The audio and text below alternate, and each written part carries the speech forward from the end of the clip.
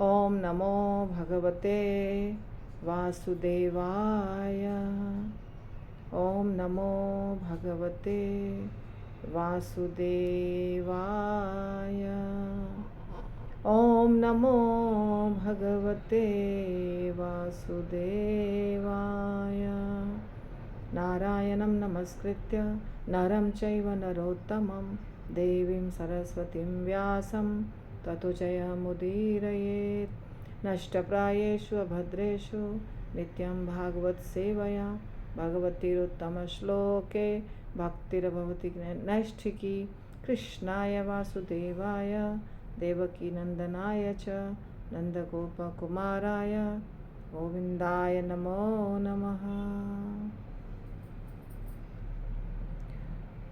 श्रील प्रभुपाद की जय। श्रीमद् भागवतम पहला स्कंद 12वां अध्याय और 9वां नंबर श्लोक चल रहा था। बहुत सुंदर श्लोक है। क्यों?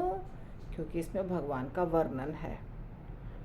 भगवान जब परीक्षित महाराज के सामने गए उत्तरा के गर्भ में तो कैसे दिख रहे थे, क्या उनका रूप था, क्या उनका आकार था, इसका वर्णन है।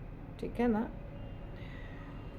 श्रीमद्दीर्घ चतुर्बाहुं तप्त कांचन कुंडलम शतजाक्षं गदापाणिं आत्मानः सर्वतो दिशं परिभ्रंतं उल्काभाम भ्रामयन्तं गदां मुहुः। गदा घुमा रहे थे भगवान, गदा चारों ओर, और इतना जोर से गदा घूम रहा था कि लगता था तारे गिर रहे हैं टूट टूट कर उल्का की तरह। क्रोधित थे क्योंकि परीक्षित महाराज को मारने के लिए अश्वत्थामा ने ब्रह्मास्त्र छोड़ा था।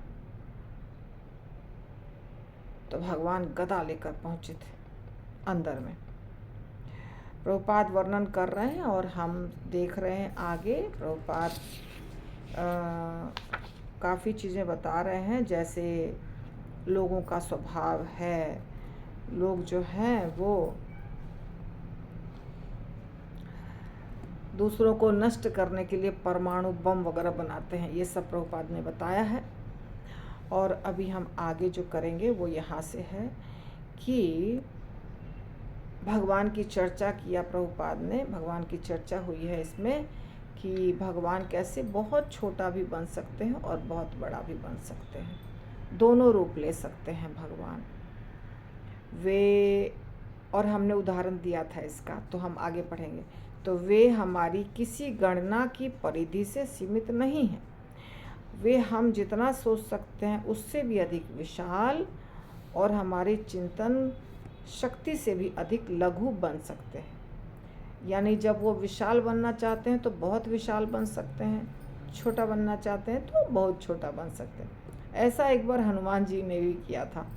हनुमान जी भी एक बार जब वो लंका गए थे तो रावण के राज्य के चारों तरफ सुरक्षा के लिए बहुत ज़बरदस्त सिक्योरिटी था।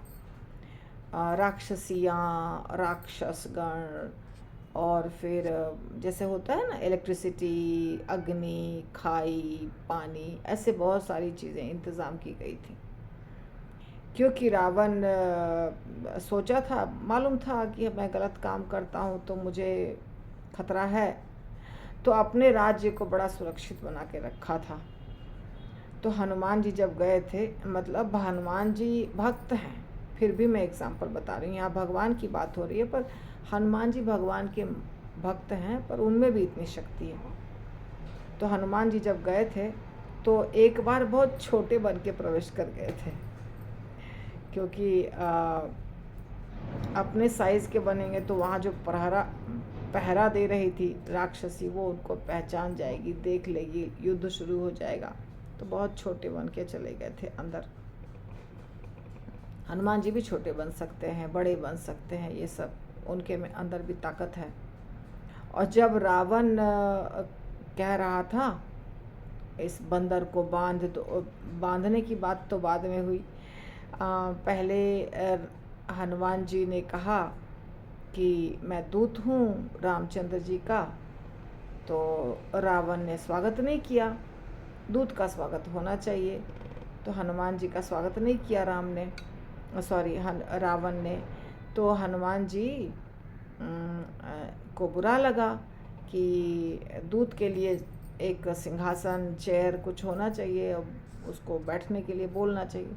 तो उन्होंने पूंछ की इतना बड़ा पूंछ कर लिया कि पूंछ का एक सिंहासन बना लिया। ऐसा हमने देखा है, याद नहीं है मुझे क्योंकि रामायण तो पढ़ी हूँ मैं, याद नहीं है रामायण में क्या लिखा है। ऐसा हमने टीवी के प्रोग्राम में या अलग जगहों पे देखा है। तो भगवान के एक भक्त हैं जो इतना सारा चीज़ कर सकते हैं, तो भगवान तो कर ही सकते हैं। और भगवान कैसे किए हैं आप वामन देव की लीला में देखते हैं। भगवान इतने छोटे बनकर आए थे, बलि महाराज से ठगने के लिए। बलि महाराज से भिक्षा मांगने आए कि मुझे दे दीजिए। बलि महाराज दानी थे, जो जो मांगता था उनको दे देते थे। तो वामन देव जो थे वो अदिति माता इसीलिए प्रार्थना की थी भगवान से। अदिति माता जो कश्यप मुनि की ही पत्नी है, दिति और अदिति। अदिति के बच्चे हुए हैं सब देवतागण, और दिति के बच्चे राक्षस। जैसे दिति के बच्चे हुए हिरण्यकश्यप और हिरण्याक्ष, और अदिति के बच्चे होते हैं इंद्र हैं, वामन देव हैं, और भी हैं बहुत सारे। तो अदिति माता, हिरण्यकश्यप हिरण्याक्ष ये सब बदमाश थे। तो उन लोगों ने राक्षस थे, बहुत शक्ति थी, देवताओं को भगा दिया इंद्र से, स्वर्ग से इंद्र को भगा दिया, और बेचारे सब इधर उधर घूम रहे हैं। अदिति माता जो उनकी माता है देवताओं की, उनको बहुत बुरा लगा, गुस्सा आया। तो उन्होंने भगवान से प्रार्थना की और एक व्रत रखा, बहुत लंबा चौड़ा व्रत है, श्रीमद् भागवतम में वर्णन है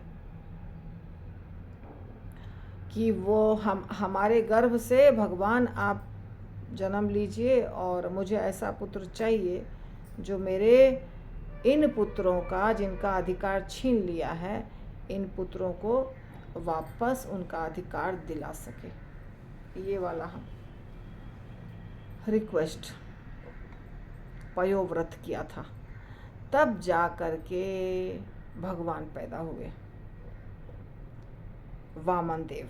बहुत सुंदर रूप, छोटा सा रूप, बालक जैसा, और एकदम क्यूट सा बच्चा ब्राह्मण का, और सिर के ऊपर छाता लिए हुए, हाथ में कमंडल लिए हुए, छोटा सा क्यूट सा बच्चा मृगछाला पहने हुए। तो बलि महाराज ने देखा, अरे ये तो छोटा सा प्यारा सा बच्चा है,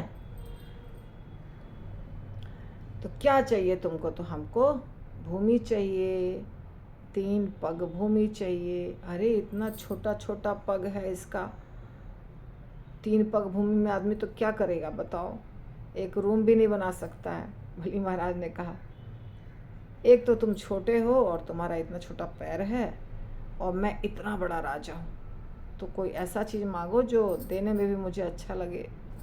उन्होंने कहा, नहीं मेरी ज़रूरत इतनी ही है, बस ब्राह्मण को उसी से संतुष्ट रहना चाहिए जितना उसकी आवश्यकता है, बस ज़्यादा नहीं चाहिए हमें। फिर ठीक है, बलि महाराज बोले ठीक है, कथा पूरी लंबी तो नहीं बताऊंगी। तो जो मेन चीज़ है वो ये है कि बलि महाराज ने संकल्प किया, और ठीक है आपको 3 पग भूमि मेरे ही पग से चाहिए, मेरे पैर से मैं मापूंगा भूमि को, छोटा पैर है फिर भी मैं अपने ही पैर से मापूंगा, ऐसा बता दिया था। बलि महाराज ने हाँ कर दिया, संकल्प ले लिया। उसके बाद भगवान क्या किए आप सबको पता है, इतने बड़े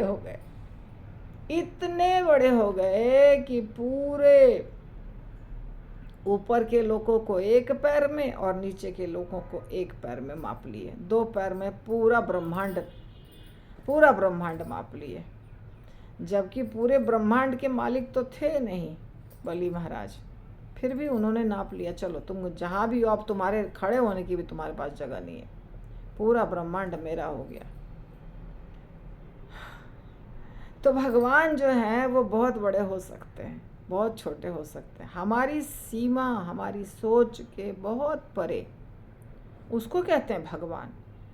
अगर कोई कहता है कि मैं भगवान, मेरे गुरु महाराज, मैंने एक दिन सुना, एक लड़की है, बहुत एक नंबर की बेवकूफ़ लड़की बोल रही हूँ मैं, पहले इस्कॉन का तिलक लगाती थी और नाचती थी, गाती थी, राधा रास बिहारी में गा के वीडियो बना के पोस्ट करती थी, वृंदावन में राधा श्याम सुंदर के आंगन में वीडियो बना के पोस्ट करती थी, और बहुत सारे व्यूज़, नाचना गाना, भाव दिखाना, तिलक लगाना, इस्कॉन का कंठी पहनना, और बोलती भी थी कि मैं इस्कॉन राधा रास बिहारी में जो वहीं से जुड़ी हुई हूँ।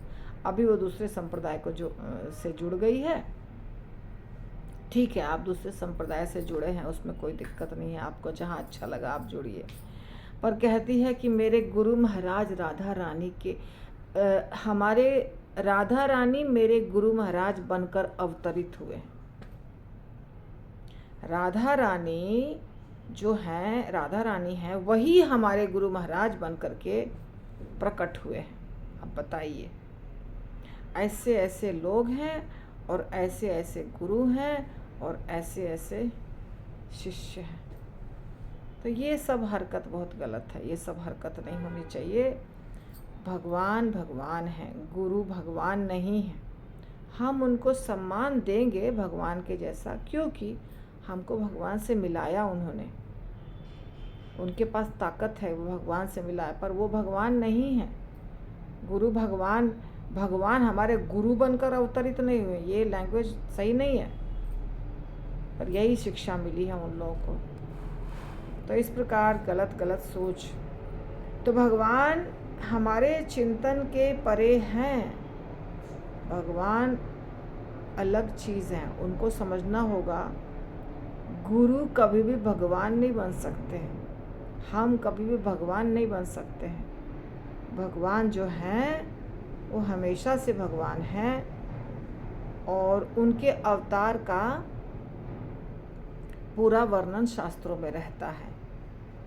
अगर अवतरित होते हैं तो वो कैसे दिखेंगे, कैसे बोलेंगे, उनका शरीर कैसा होगा, उनके हस्तकमल कैसे होंगे, चरण कमल कैसे होंगे, उसमें कितने चिन्ह होंगे, ये सब वर्णन रहता है भगवान का।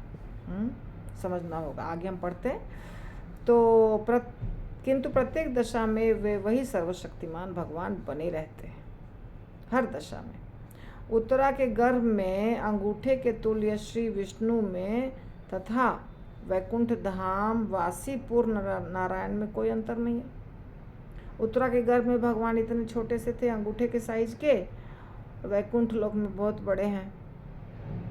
अच्छा, आप खुद सोचिए कि महाविष्णु कितने बड़े होंगे, कितना विशाल शरीर होगा कि उनके पूरे ब्रह्मांड निकलता। हाँ, ब्रह्मांड जब निकलता है तो वो छोटा रहता है, बाद में बड़ा होता है, ये बात अलग है। फिर भी उनके शरीर से ब्रह्मांड निकलता है तो बहुत बड़ी बात है। और यहाँ उनके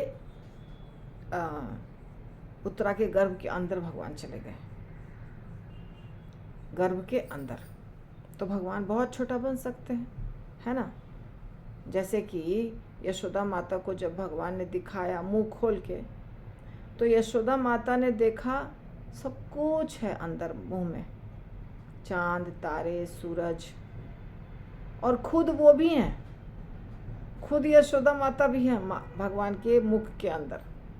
उन्होंने अपने आप को भी देखा, पृथ्वी सब देखा।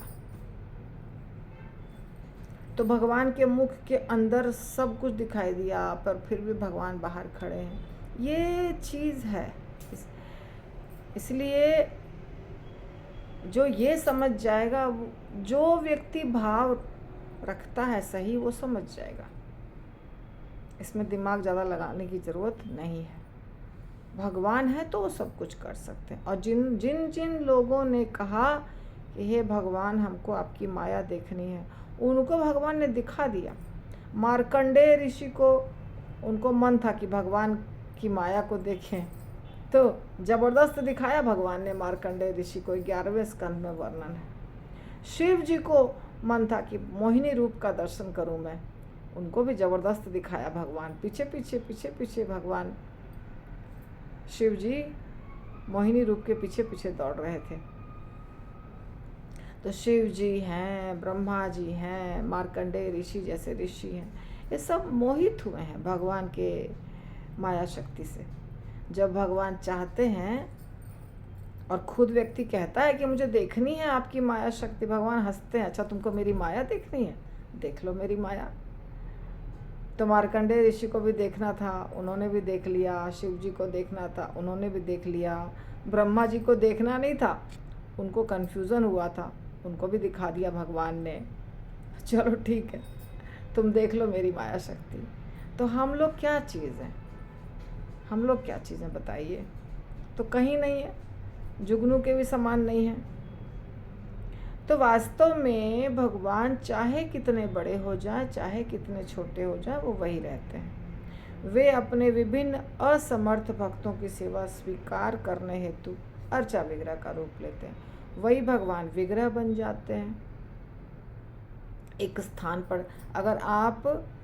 अगर आप सुनेंगे तिरुपति बालाजी की कथा, तो आपको पता चलेगा कि कैसे बालाजी भगवान, जो स्वयं बालाजी हैं, विग्रह जो हैं बालाजी के, तो वेंकटेश्वर जो थे, जो पूरी लीला में हम देखते हैं कि एक लड़का है, वो उसका नाम है वेंकट, और वो भगवान होते हैं और विवाह करते हैं पद्मावती से।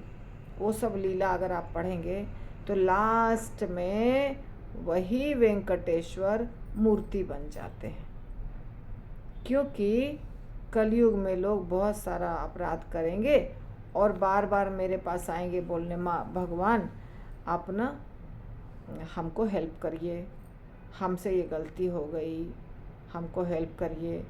तो मैं कैसे करूँगा इतने लोगों को हेल्प? तो मैं मूर्ति बन जाता हूँ।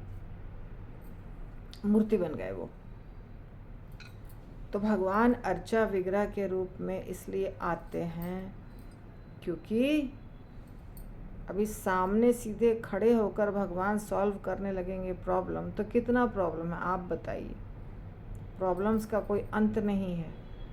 तो मूर्ति बने हुए हैं, प्रार्थना करिए, जाइए, जिनका ठीक लगेगा उनका भगवान सॉल्व कर देंगे प्रार्थना। ऐसी बात है। तो अर्चा विग्रह का जो रूप है ना, वो भगवान स्वयं लेते हैं। बहुत जगह अर्चा विग्रह अंदर से निकले हैं, प्रकट हुए हैं। अर्चा विग्रह भौतिक तत्व, अर्चा विग्रह अर्थात भौतिक तत्वों से बने हुए श्री भगवान के रूप की कृपा से भौतिक जगत के समस्त भक्त सरलता से भगवान तक पहुंच सकते हैं। वही पोस्ट बॉक्स वाला उदाहरण। यद्यपि वे भौतिक इंद्रियों द्वारा अग्राह्य हैं, अतएव अर्चा विग्रह श्री भगवान का पूर्ण आध्यात्मिक स्वरूप है, जिसे भौतिक भक्त देख सकता है। श्री भगवान के ऐसे अर्चा विग्रह को कभी भौतिक नहीं माना जाता। यद्यपि बद्ध जीवों के लिए पदार्थ और आत्मा में बहुत अंतर होता है, किंतु श्री भगवान के लिए पदार्थ तथा आत्मा में कोई अंतर नहीं होता। श्री भगवान के लिए संपूर्ण अस्तित्व मात्र आध्यात्मिक है, और इसी प्रकार भगवान के साथ घनिष्ठ संबंध रखने वाले शुद्ध भक्त के लिए भी आध्यात्मिक अस्तित्व के अतिरिक्त और कुछ नहीं होता। तो भक्त जो है वो जानता है कि ये भगवान जो है अर्चा विग्रह के रूप में स्वयं भगवान है। जो भी हम इनको खिलाएंगे, पिलाएंगे, नहलाएंगे, धुलाएंगे, अभिषेक करेंगे, वस्त्र पहनाएंगे, गहने पहनाएंगे, वो सब भगवान को पहुंचता है।